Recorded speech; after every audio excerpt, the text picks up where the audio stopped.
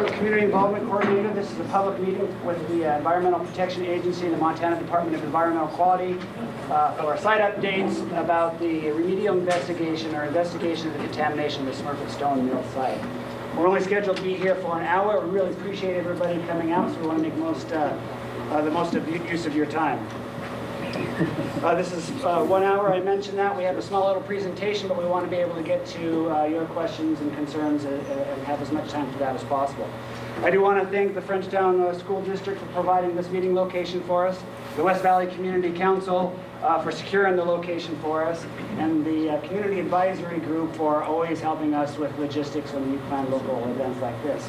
And if you don't know, and if you haven't attended one yet, the Community Advisory Group, that is a group of diverse stakeholders that meet every first Thursday of the month at 6 o'clock at the fire hall, and they take time to discuss the site and develop a vision for redevelopment and reuse. So plug into that. Jerry Dallas is here. She's the spokesman for the Community Advisory Group, and that's another opportunity to engage.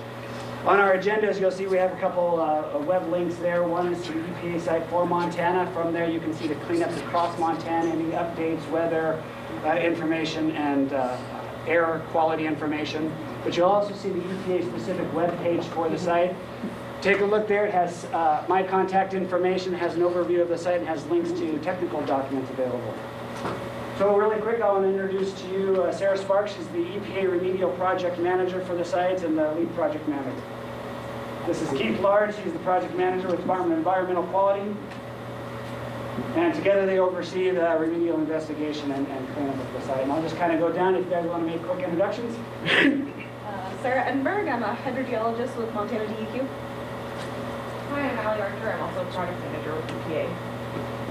I'm Steve Merritt. I'm Human Health Risk Assessment for EPA. Brian Sanchez, working on ecological risk assessment for EPA. Larry Deers, work for, as an engineer for PWT, as a consultant for the EPA. Good evening. Casey Ryan, hydrologist, Confederated Salish and Kootenai Tribes, and member of the Water Quality Advisory Council.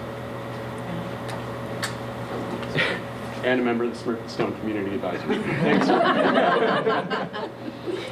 Hi, I'm Jerry Dallas, and I am a member of the West Valley Community Council and the Smurfit Stone Community Advisory Group.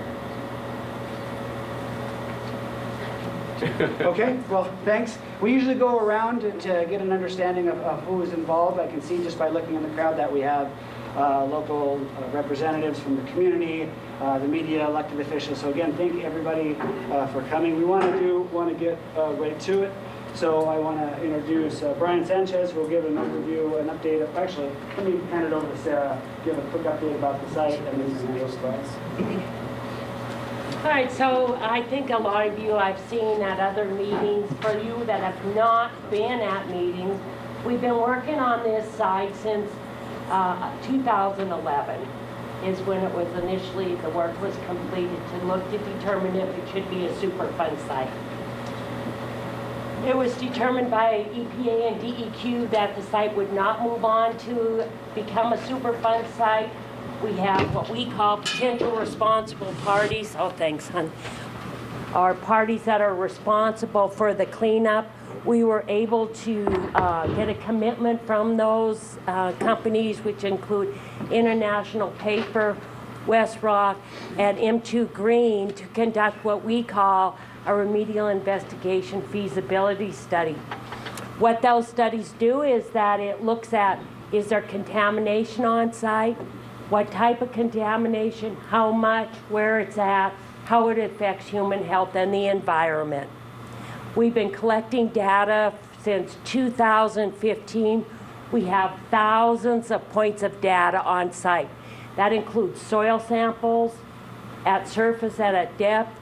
We have water samples that include surface water and groundwater samples. So we've been looking at that data, working with the potential responsible parties to determine what we have there. Where we're at tonight is that the site was split up into what we call 3 operable units, or areas that we could look at. The first OU was agricultural land. We immediately did soil sampling and groundwater sampling on OU1 and completed what we call a human health risk assessment and ecological risk assessment to determine if there was contamination there. That we found none. We have completed the human health risk assessment and the ecological risk assessment for the agricultural land. What we're working on now is OU2, which is where the plant itself sat, and OU3, which were the wastewater ponds, holding ponds, and the Clark Fork River, O'Keefe Creek, and Lavelle Creek. We have our risk assessors here tonight. Brian Sanchez is going to go first. He's going to talk about ecological risks associated with both OU2 and 3, and about the plans we have coming out in draft in the near term that you can look at and supply comments to the agencies. After Brian's finished, we're going to have Steve Merritt. Steve is also a toxicologist, and he is going to be working on OU2 and OU3 human health. Is human health being affected at that site? So I'm going to turn it over to Brian, let him give his talk. We'll answer questions for you when it's all completed. Thank you. All right. So I'm Brian Sanchez, work for EPA. I'm working as part of a team on the ecological risk assessment for the site. As Sarah said, the ecological risk assessment for OU1 was completed, I believe, in March of last year. I'll be giving an update on where we are with the risk assessment for OU2 and OU3. Before I do that, I want to give a little bit to put that into some perspective, talk about the risk assessment process a little bit. So the process is composed of 8 steps. I'm not going to go into each of those 8 steps in any depth. I do want to talk about the 3 major work products or documents that come out of this ecological risk assessment process. The first document is the screening level ecological risk assessment. And for OU2 and OU3, that was completed in October of last year. The screening level ecological risk assessment, or SLERA, really has 2 main goals. The first is to establish a conceptual site model. So here you're really trying to identify how contaminants are moving from source areas to areas where ecological receptors may be exposed to those contaminants. You're also trying to identify we call them COPEX, they're contaminants of potential ecological concern. So when a site is initially investigated or assessed, you look at a huge suite of contaminants. So what we're trying to do is kind of hone down that list and to try to determine what's important ecologically. What are we finding at levels that may be of ecological concern? And we do so at this step. It's early in the process, extremely conservatively. So we're comparing our contaminant levels to really conservative low-level toxicological values for general groups of animals. So we're looking at birds and mammals and plants and bugs. So we're identifying our COPEX. It's very likely that as we move down the line, several of these COPEX will realize that they're not actually driving risk on the site. But we don't want to underestimate risk at the screening level stage of the game, essentially. So the next major document, so that was a screening level ecological risk assessment. The next document is the baseline ecological risk assessment work plan. That's where we are right now on OU2 and OU3. With the work plan, a couple of things I want to mention with that. First of all, the overall goal of the work plan is to outline the technical approach for conducting the baseline ecological risk assessment. So it outlines how you're going to assess risk on the site, what data you need. One of the main goals of the work plan is to identify data gaps. So you're trying to think a little bit forward now. So, what data don't I have that I'm going to need to complete the risk assessment? And so it's possible that some areas on your site that may be important ecologically, you haven't collected data from them, so those are data gaps. It could be that there's a particular dietary component for one of the receptors that you're interested in that may be identified as a data gap. You may need to go out and collect those data to properly model diet for one of your receptors. Can you talk a little bit louder, please? I will try. All right, I'll do my best here. So data gaps, and you're also trying to flesh out the conceptual site model. So in the screening level risk assessment, you looked at general groups of animals, essentially. In the work plan, you want to identify specific receptors that maybe represent larger guilds of animals. So you may identify a carnivorous bird that represents several carnivorous birds, or a large home range herbivorous mammal that represents several, that kind of thing. So you're trying to identify specific species, and then you can go and assess risk, I guess, more thoroughly. You can then more thoroughly model a diet or what they're consuming water-wise, or incidental ingestion of sediments and soil. So that's the Barrow work plan. That's where we are on OU2 and OU3. Then you move into the baseline ecological risk assessment. That's kind of the final document. If your work plan is hopefully a good document, you can follow that. It should be somewhat prescriptive, and it'll essentially instruct you on how you conduct your baseline ecological risk assessment. What are you going to do with your data, and how you're going to assess risk. So one of the goals for the main goal of the baseline ecological risk assessment is to describe your risk on site. What did your numbers tell you? What's all this data saying to you? Another important component of the baseline ecological risk assessment is to describe your uncertainties and all the assumptions that went into what you concluded. So we want to be very transparent in how we came up with our final finding. That's really important, and so that's laid out in the baseline ecological risk assessment. So once that's done, we complete the baseline ecological risk assessment, that third document, then we essentially hand it over to the risk managers and goes into the remedial investigation feasibility study. All right, so I hope that helped a little bit in terms of putting things into perspective. For OU2 and OU3, again, we are currently working on the baseline ecological risk assessment work plan. We provided a draft of that to the Biological Technical Assistance Group in November of last year. We received several comments from that group, and in December. We are close to completing our incorporation of those comments into the work plan. And we expect to have an updated draft interim final work plan for you all to review on February 26th. And you'll be given 4 weeks to review and provide comments to us on that document. So once we receive your comments, we'll incorporate those and finalize that.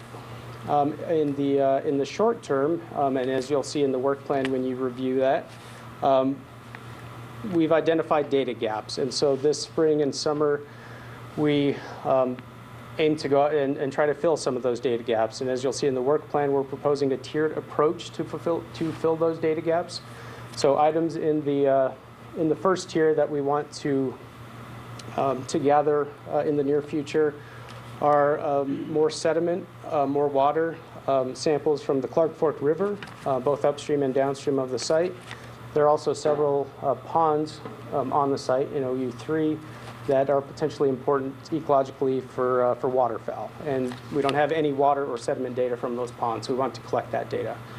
We also collect water and sediment from the on-site ponds from the Clark Fork, and also additional sediment and water from O'Keefe and Laval Creek. We also would like to, or proposing that we collect also benthic macroinvertebrates or aquatic bugs, also from the Clark Fork River, from the on-site ponds, and from O'Keefe and Laval Creek. Once we get that data and we wrap our heads around what it means, then we can determine whether we need to move on to a second tier of data collection. And that might include small mammals to help to complete the terrestrial side of the risk assessment, or additional fish from the Clark Fork River. So that's kind of where we are now in the risk assessment process. And again, we're sort of in that baseline ecological risk assessment work plan stage, which you all will be able to review at some point in the very near future, in about 2 weeks or so. So that's what I have for an update on the ecological risk assessment. All right. All right, thanks, Brian. Yep. Just a second here.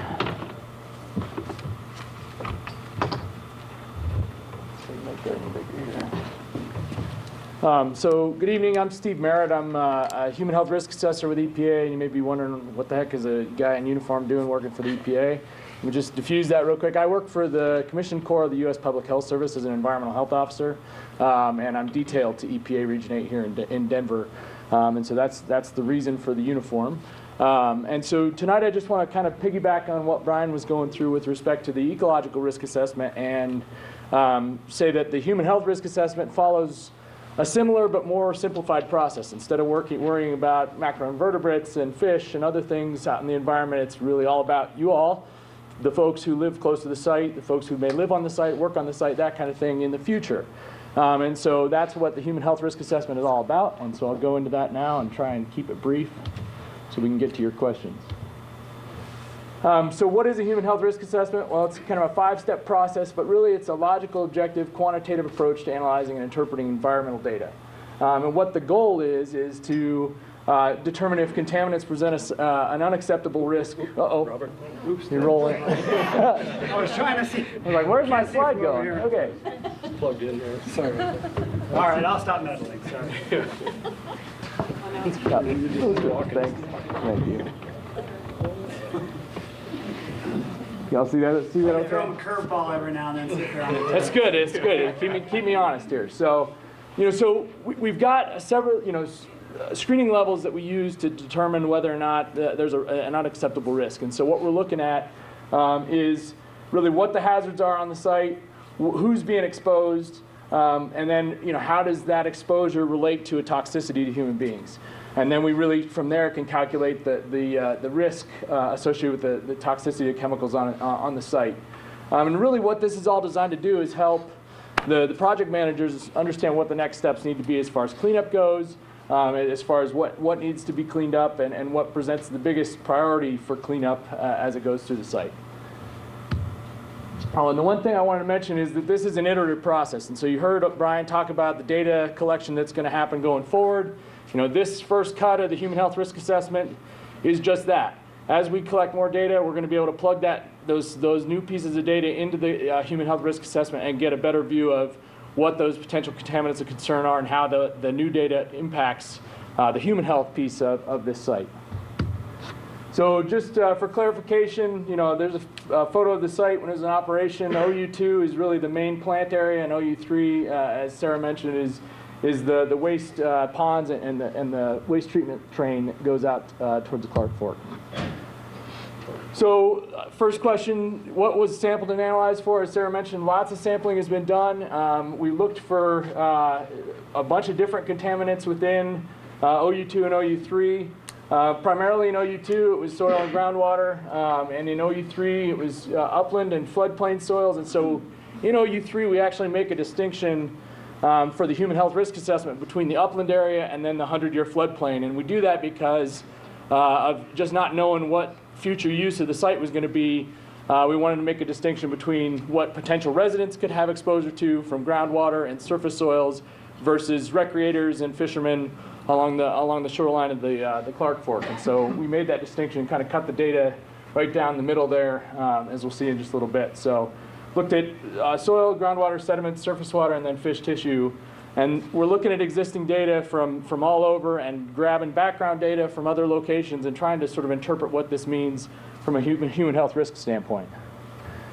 So with respect to who could be exposed, because there's no there currently weren't any land use restrictions on the site, we opened it up to everybody who could potentially be impacted and exposed by contaminants on the site.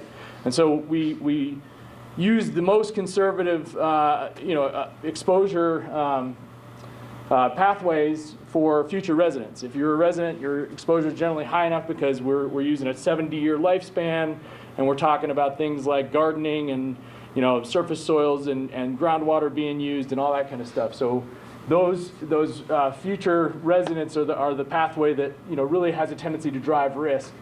But we're also looking at commercial and industrial workers on OU2, and then construction workers. So as buildings are being built out there or future development happens, there's going to be construction workers digging through this top layer of soils down into subsurface soils and being exposed to those contaminants, whatever's there. With respect to OU3, we add in recreational visitors and tribal fishers. And so those are two sort of bigger pools that we wanted to look more towards the Clark Fork and what was going on there with respect to human health.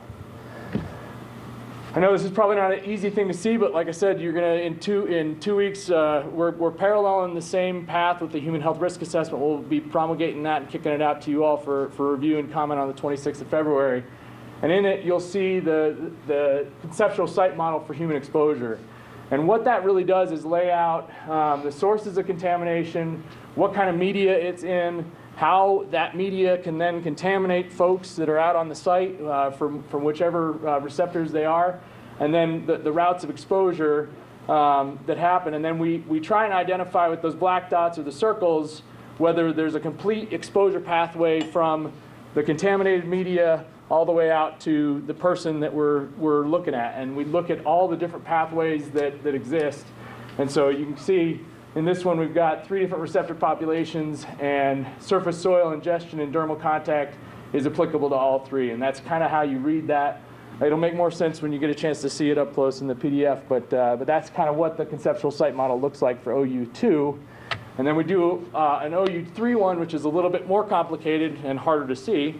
So forgive me on that one. But what this one does is look not only, as I said, about the OU2 where you've got soil and groundwater, but in this case we've got to look at fish, we've got to look at surface water and other sediments and things like that, and sort of pack that all into where does the human receptor in that contamination basically get exposed to it, and how does that work? And so you can see the different ways in which that exposure occurs. So this takes what you just saw pictorially and puts it in words. And so the primary routes of exposure for all populations on OU2, which is the former plant area, are ingestion and dermal exposure to soil. You don't think how many people eat dirt, right? But there is sort of, just by living there, folks, can be exposed to dust and things like that they incidentally ingest. Hypothetical future residents are also exposed to ingestion of groundwater. We assume that they're going to punch a well, they're going to be pulling water from the shallow aquifer, and that's what we ought to consider there. Same with commercial and industrial workers, and then for construction workers, like I said, we're going to be looking at dust inhalation, and then also ingestion and dermal exposure to subsurface soils. With respect to OU3, we've got future residents and workers have got those same sorts of exposures. Construction workers, similar exposures. And then when we get down to the recreational users and tribal fishers, the ingestion of fish becomes a pathway that we've got to look at as well. So that's kind of how that works. So how do we estimate risk? Well, risk is a hard term to sort of explain, but what it comes down to when we look at it from a Superfund perspective, our risk is our site-specific exposure for whichever population of concern we're dealing with, divided by the toxicity of the chemical that we're concerned with. And so what goes into that exposure is all kinds of different things. What environmental media are we dealing with? Soil, water, fish, for example. What are the contaminant concentrations in those media? What are the exposure pathways, inhalation or dermal, whatever those different pathways are?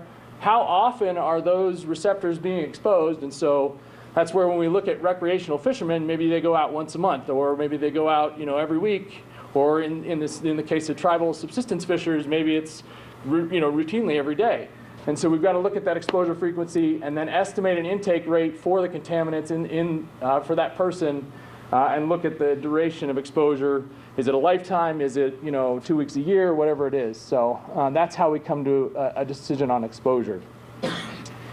So we've got a full-on equation for how this all works, but it takes into account all these factors, and that's kind of how we calculate and derive an estimate of exposure. So lots of spreadsheets, lots of Excel, basically jamming factors together, some of which are standard factors for the standard human, and then standard child, adult, whatever it is, and plug those factors in based on site-specific data. For each land use and pathway, we estimate the upper bound of exposure that a person can reasonably achieve. So we're looking at worst case scenarios with risk assessment and with the human health risk assessment. So we're not looking at averages usually, we're looking at reasonable maximum exposures. And if we've got adequate site-specific data, we're going to use it in the exposure assessment. If not, we're going to try and pull default values. We don't like to use default values because it adds to uncertainty. And so we want to try and minimize the uncertainty, but the more data we get, the more expensive and the more time-consuming this whole process is. And so we try and balance all of that out and try and get a good set of data that's going to give us a good understanding of our exposure to folks out in the environment. So how do we get to toxicity, which is the denominator of that risk equation? So we get a variety of different sources, epidemiological, in vivo, in vitro, and in silico studies. And all of this toxicity data is then extrapolated to human populations and used to develop these reference values, these screening levels.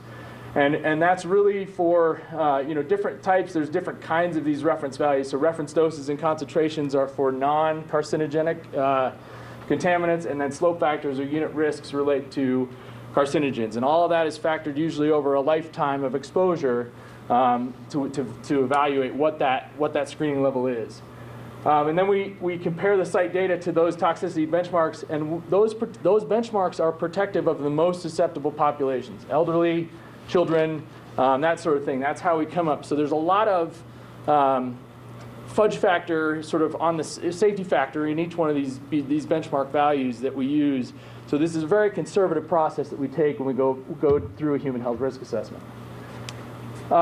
When we screen for contaminants of concern, what we're trying to do is prioritize which are the drivers for risk. Which of the contaminants that exist on the site are the ones we really need to be zeroed in on. And so instead of trying to determine the risk from every single contaminant, we go to the drivers of risk and really identify those things. So if analytes in the screening phase where you compare to those benchmarks, the highest values from each of your OUs, if they exceed those reference values, they're in the screen, they're a driver for risk on the site.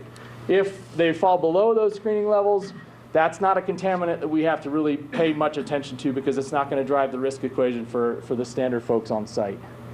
And so the steps of the screening process are comparing that maximum detected concentration to that conservative level, that factor that we talked about. And then we do also a comparison to background. And so background data is really important for us to be able to say, okay, are contaminants present on the site higher or lower than the background in Montana or the background in Missoula County or whatever it is? And then we look at, do we have enough data? Is there uncertainty in our data set because we don't have enough sampling points? And so we do a frequency detection screen to sort of say, hey, is there more uncertainty than we're comfortable with as we go through that process? So with respect to how we came out with the screen on the contaminants of concern, and just let me be clear too about all of what you're seeing up on slides is really still in very much draft. We're putting it together right now as we speak based on comments from DEQ and from the RP and peer review, but this is what we had come out based on our initial cut at the data. So for the core industrial footprint of OU2, we've got dioxins, furans, and PCB congeners. Those are sort of commonly referred to as TEQ, which is a toxicity equivalent. We use a calculation that sort of lumps together all those different things into how much risk is associated with that. We've got non-dioxin-like PCBs. We've got Arachlor 1254, and all of that is in surface soil. And then in groundwater, we've got manganese. And so these are the contaminants of concern that we have identified as being the risk driver for OU2. So those are the things we're zeroed in on, as the targets of concern that we've got to deal with respect to our human health risk assessment. In OU3, out towards the river, we've got a variety of different things that we've got driving risk. And so, like I said, in the upland soil, we were concerned about residents, future industrial and commercial workers, and in that scenario, we've got the dioxins, furans, the antimony, cadmium, and mercury in upland soil. As we get out towards the floodplain, the dioxins, the barium, and the mercury are still present and are contaminants of concern in that particular area. And then in groundwater, we've got a variety of metals along with our dioxins and furans. And then within the fish realm, we identified TEQ and Arachlor 1254.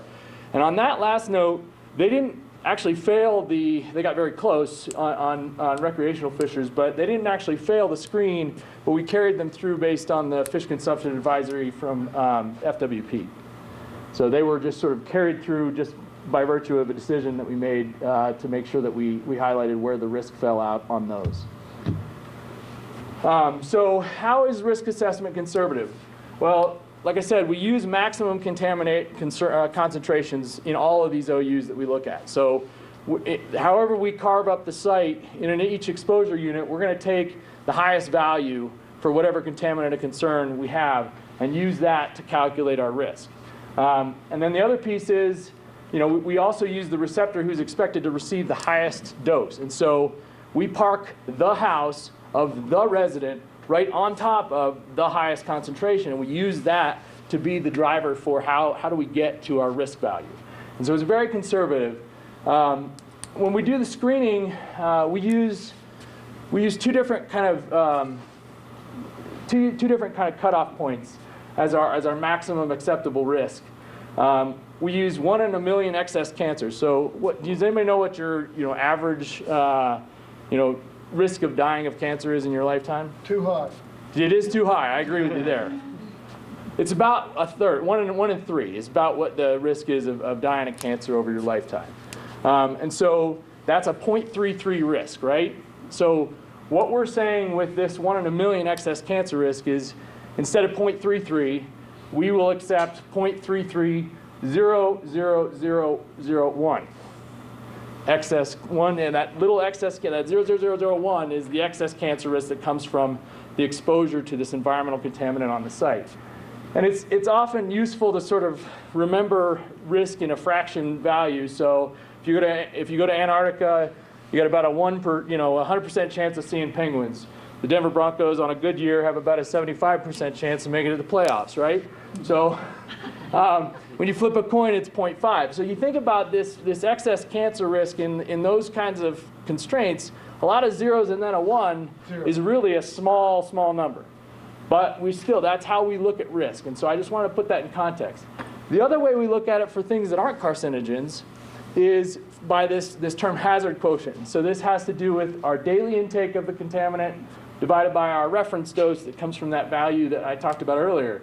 Anything over 1 we think is a concern. And the higher over 1 that it is, it's the bigger the concern. So anything below 1 on a hazard quotient is really not that big a deal. It's not something that triggers a risk concern for us. And so that's kind of the way that we're evaluating these different contaminants of concern. Those that are carcinogens, we use that excess cancer risk. Those that aren't, we use the hazard quotient.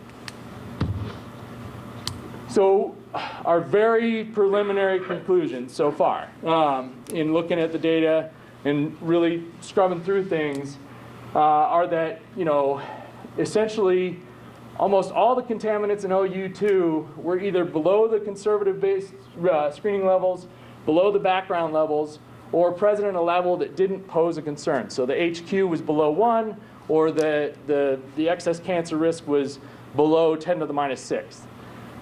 However, like I said, residential exposures tend to drive risk because you're assuming that person's there 50 weeks a year. You're assuming they're on site doing things like gardening and breathing the air and the dust that's blowing around. Just, rationally that makes sense. So for our residents on OU2, the risks from incidental ingestion of and dermal contact to surface soils are within the guidelines for EPA, except for one exposure area. So there was one location within there. We carved that whole OU up into a variety of exposure areas, three different exposure areas.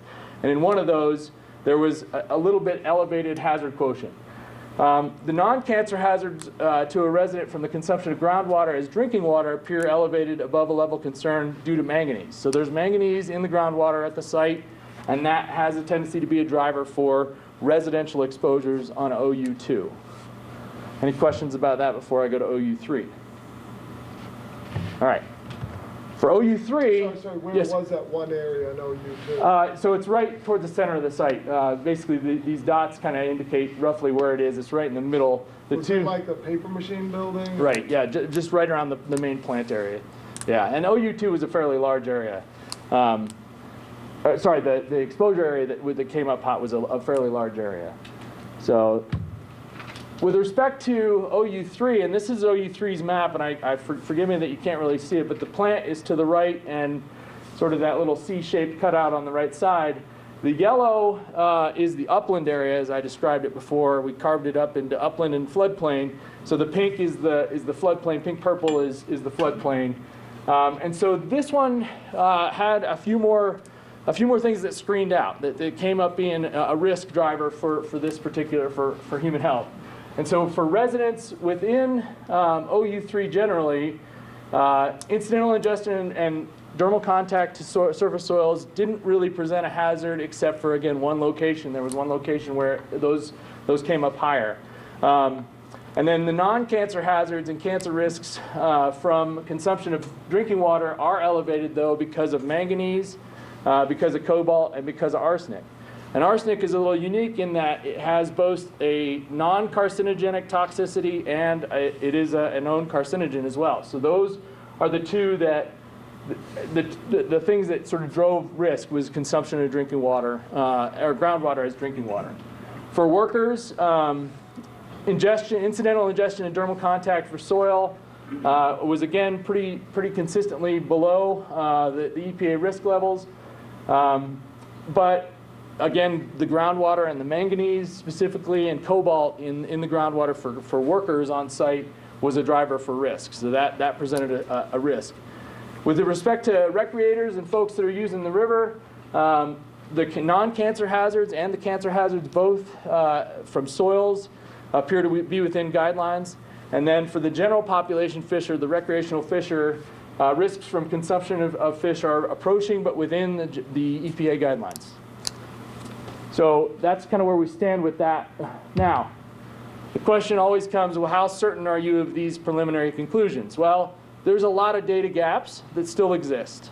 There's a little bit of uncertainty in certain areas. And so, as Brian talked about with eco-risk, they're going to go collect more data. And as I mentioned, this is an iterative process. So as they get more data, we're going to plug it back into the calculations and come back through our human health and see if anything changes. But these are some areas that we definitely want to see a little bit more robust data collection in. Sediment and surface water data in the Clark Fork, background dioxin data from surface water, and more TEQ data, the dioxin data from microorganisms and sediments in surface water in Laval, O'Keefe, and the Clark Fork.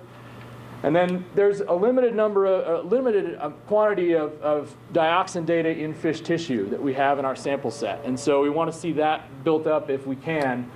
And then we're already working with CSKT on subsistence consumption rates and trying to identify if you are solely surviving off of fish consumption from this stretch of the river, how does that look from a risk standpoint? It's different from the recreational fisher.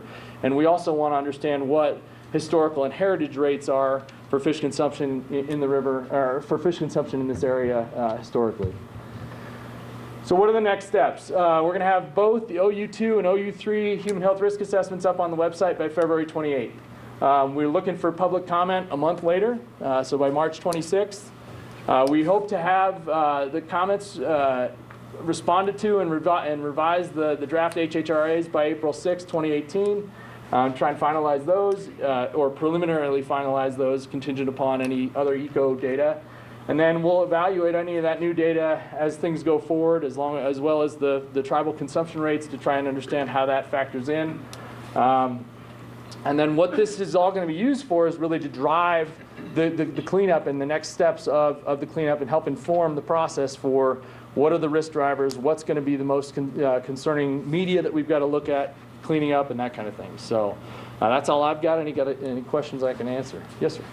Just on the water with the cobalt, manganese, and the arsenic, how did that compare to upstream naturally occurring levels? So again, everything we do with respect to a human health risk assessment, we got to compare it to some background level. And so we were looking at background data, and it was elevated statistically above the background that we would see upstream or in other locations where we had samples in the data set. So it passed that background screen. Yes, sir. What kind of risk factor is it to the people who were working over there, the contractors, removing equipment, things like that? Yeah, it's a good question, and I frankly can't answer it right now for you. I mean, with human health risk assessment, we look forward at from this point on, what contamination exists and the different ways in which folks could be exposed. But I would say, broadly, as you're reading through this HHRA, be looking at commercial industrial workers, because those are the kinds of risks that you would kind of be looking at as far as that goes. Okay. You mentioned the website. Yes, sir. What is it? The same one that that was mentioned I earlier. handed you an agenda on the way out. It's at the very bottom of the. Oh, okay, good. Yep. So it'll be up on there. Thank you.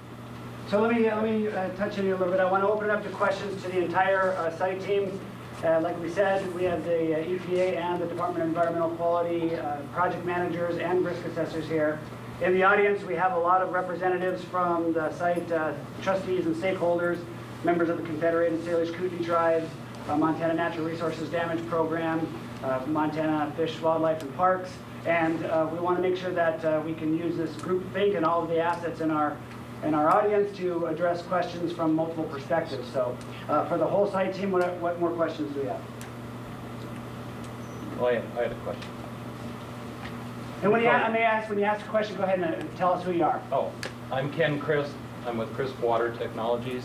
I'm a water quality specialist in Missoula and work 4 different counties with water testing on a pretty much daily basis, mostly public water testing for public water supplies, but a lot of private wells too. I'm very concerned about arsenic because arsenic is a very difficult contaminant to remove, and as a semi-metal and coming into 2 different types of arsenic, arsenic 3 and arsenic 5. I understand that the tests you did for arsenic were not speciated, so that is a concern, because without knowing the type of arsenic you're dealing with, home treatment for arsenic is very, very difficult. Cleanup for arsenic is also very difficult if it's in the groundwater. So is there something that is going to be done if these arsenic levels, and I don't know a lot about the cobalt, and I do know a lot about the manganese and magnesium and other factors that might not necessarily be a contaminant. But if you could address that, because if people do drill wells there, they're going to have some problems. So one thing that I will point out that I didn't know till today, the property owners just put zoning in with the county to prevent residential use or drilling wells on that property.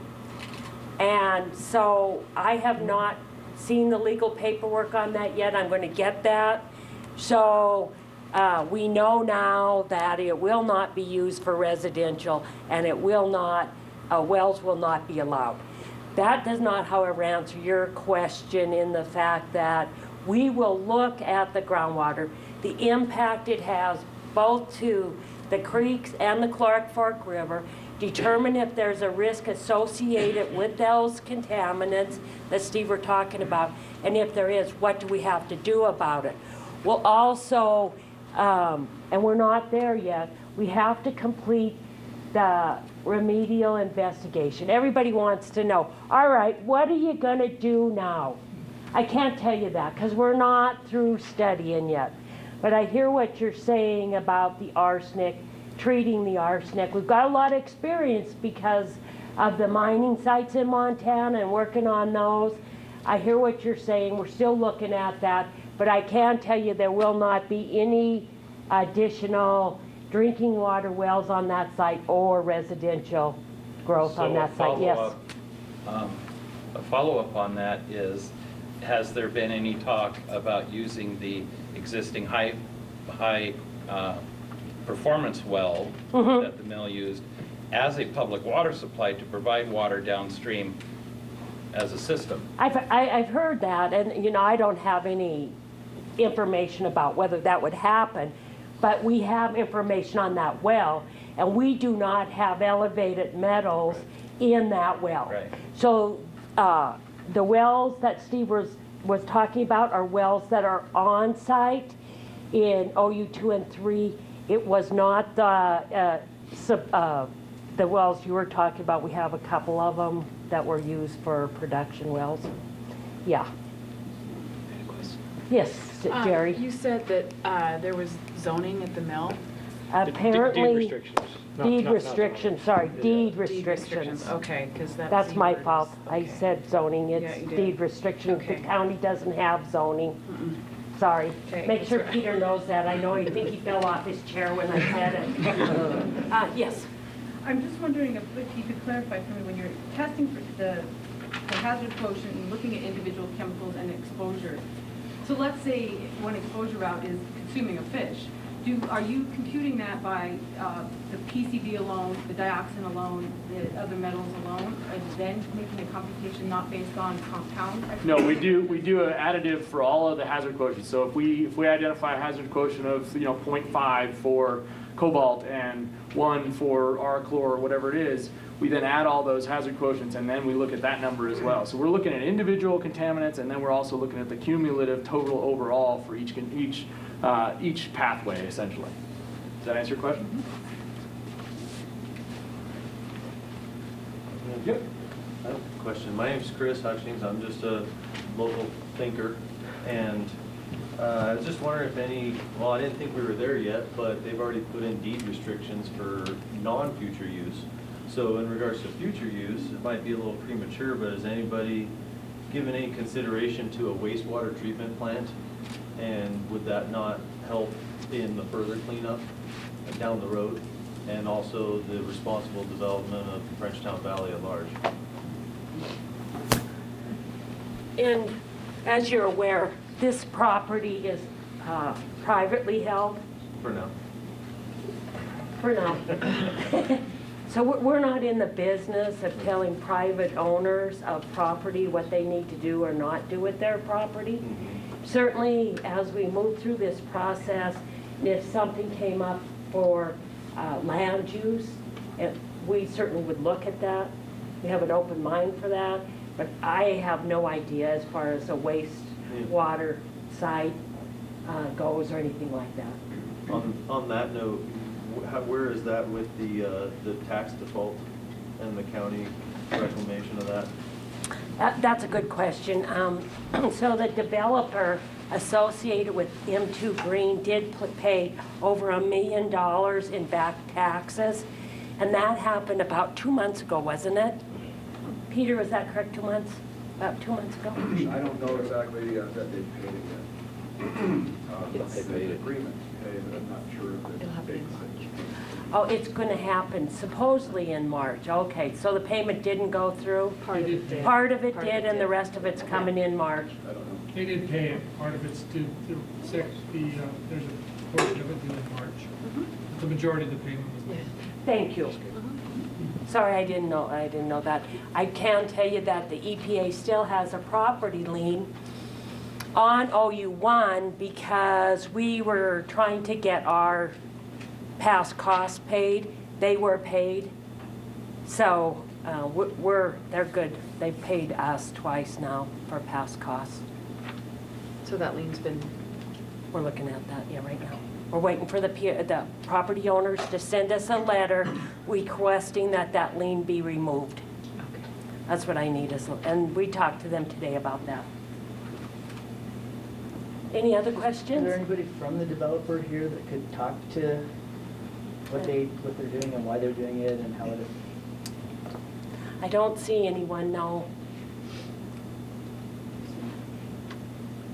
Yes. So, I'm Heidi West. So I have a question about there being deed restrictions placed on the property. Does that direct how questions and future plans and cleanup plans are formulated? So we're very fortunate. Because there was no deed restrictions or zoning on that site, how we looked at that site is a residential area. We took the most conservative approach of looking at what are the human health and ecological risks associated with that site. So even though in the future there may not be any residential development, any wells put on site, we have looked at the most conservative risk assessments associated with that piece of property.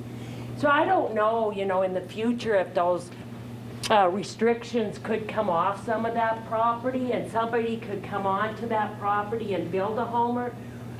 I don't know when that's going to happen in the future, but the good thing about it is because we were so conservative now, we can address those issues in the future. We don't have to come back if the land use changes.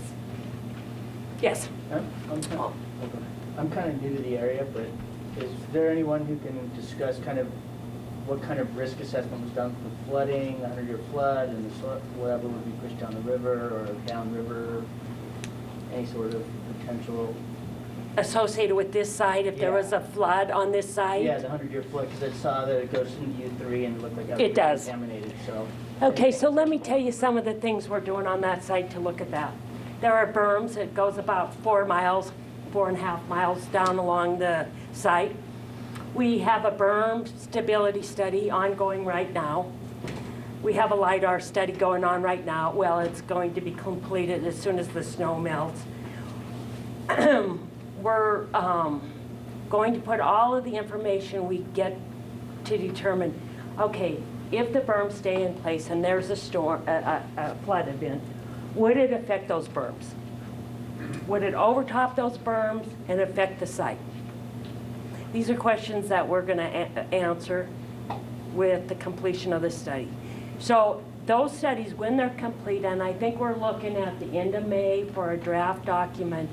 One of the things we do at this site that they don't always do at Superfund sites is we usually put reports out for 2 weeks for public comment. People say, well, 2 weeks isn't long enough. Well, usually the only documents that go out on a Superfund site are the RIFS, the proposed plan, and the ROD. What we have done, and you can go onto our webpage. We put monthly reports on there and all of these other reports. The other thing is, in our monthly reports, if you go on the webpage, it tells you what's going to happen 2 months out. What reports are coming, when they're coming, what are they looking at, like the berm study. So I encourage you to take one of Robert's handouts. He's always so good about making them. If you're not familiar with the web page, it's one of the best web pages in our country under EPA. And I'm pretty proud of that because Robert has a lot to do with that and driving to make sure we get those documents on there. We're trying to educate you guys the best we can. If there's a problem, you need to tell us. But that berm study will be out at the end of May. All right, a few more minutes for some final questions. I know you had a question. I'm sorry. I just wanted to ask about when Brian Sanchez was talking about the ecological risk assessment and looking at where ecoreceptors are affected by contaminants. I'm wondering if you are looking downstream, I mean, even down to Noxon or Lake Monterey because of 60 years of movement. Right. So right now we have sediment data that goes down, I believe, 3 miles downstream of the site. We would like to collect sediment data and macroinvertebrates that go down at least 17 miles down to Alberton. That's kind of what we're proposing right now. We've worked with a hydrologist that recommends that is kind of a good stretch. After that, the river gets, it changes character quite a bit. It gets much steeper, and if we are going to see site-related contamination, that we would probably detect it in that stretch of river. So that is something that we certainly do want to look at. And one of the issues we are doing is we're going to look at some more river sampling. We're going to do upgrading sampling. The data we have on the Clark Fork right now is we have elevated levels of dioxin and PCB above the site. That's a problem.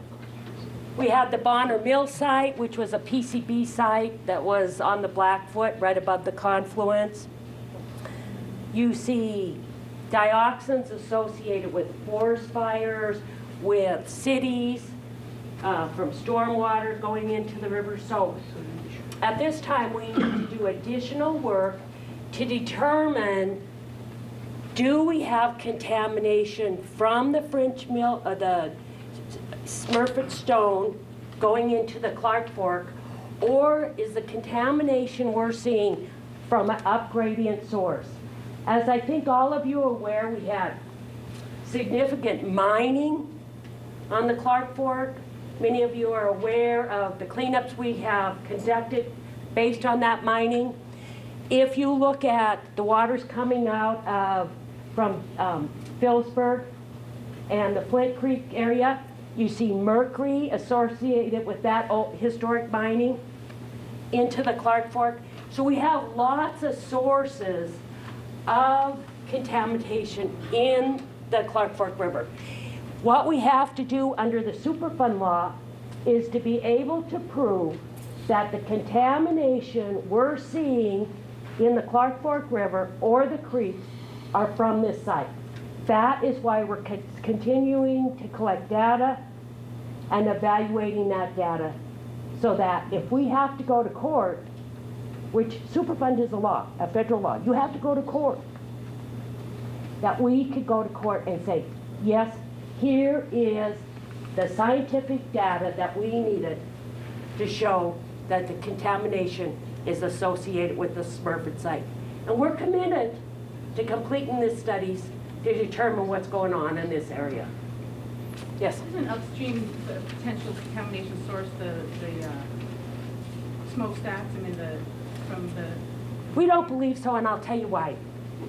We did surface soil sampling, and I know that there's groups that don't believe this, but we did soil sampling in OU1, which would have been right near the stack.